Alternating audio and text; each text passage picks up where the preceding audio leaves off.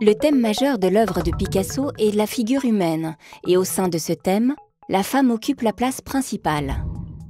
Nombreux sont les portraits de ses compagnes qui reflètent l'état d'esprit du peintre par rapport à l'amour.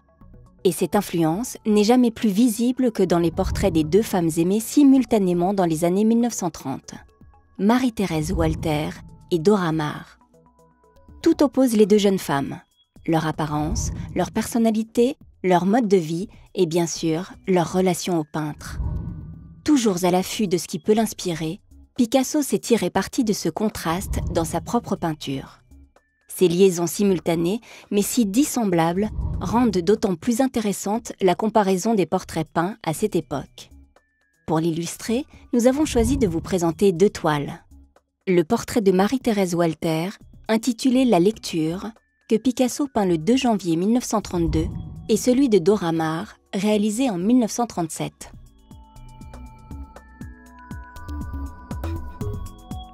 Les jeunes femmes ont une pose identique. Elles sont assises dans un fauteuil et regardent le spectateur, les bras posés sur les accoudoirs. Pourtant, leur attitude exprime déjà une différence.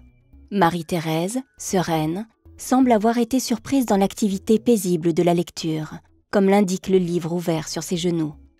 Dora paraît au contraire tendue et inquiète, comme livrée à des pensées tourmentées. La blonde Marie-Thérèse possède des courbes voluptueuses. Son corps généreux donne un sentiment de plénitude. Picasso souligne la présence de la poitrine. Les représentations de Marie-Thérèse sont très souvent sensuelles.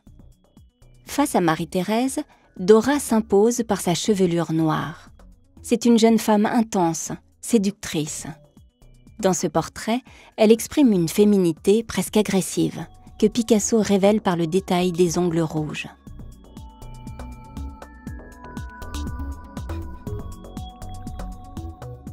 Le contraste entre les deux jeunes femmes s'exprime par le traitement de la figure qui privilégie dans un cas la courbe et dans l'autre l'angle.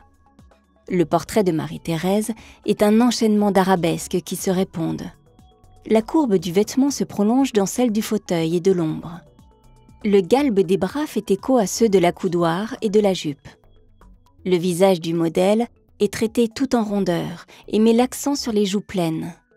Sa poitrine est matérialisée par deux cercles. À l'opposé, le portrait de Dora est construit par un assemblage d'angles et de lignes droites, de pointes et de traits qui se chevauchent et s'entrechoquent. Les mains semblent des griffes, les coudes, des poignards. Le visage est ici dominé par les yeux et le nez pointu.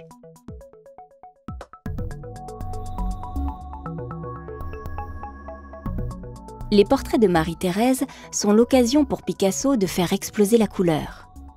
Mais pas n'importe quelle couleur. Des teintes qui expriment à la fois la joie, la sérénité et la sensualité. À l'image du violet pastel associé ici au jaune radieux. Tout, dans ce portrait, est harmonieux et maîtrisé. La couleur, cernée par un fin trait noir, ne déborde pas. Pour représenter Dora, Picasso utilise au contraire des couleurs vives et contrastées. Le jaune prend ici une teinte verdâtre. Le violet devient mélancolique au contact du bleu et surtout du noir qui occupe désormais une grande surface de la figure. Aux yeux de Picasso, Marie-Thérèse et Dora incarnaient deux formes de féminité complémentaires, deux facettes opposées qui le séduisaient tout autant.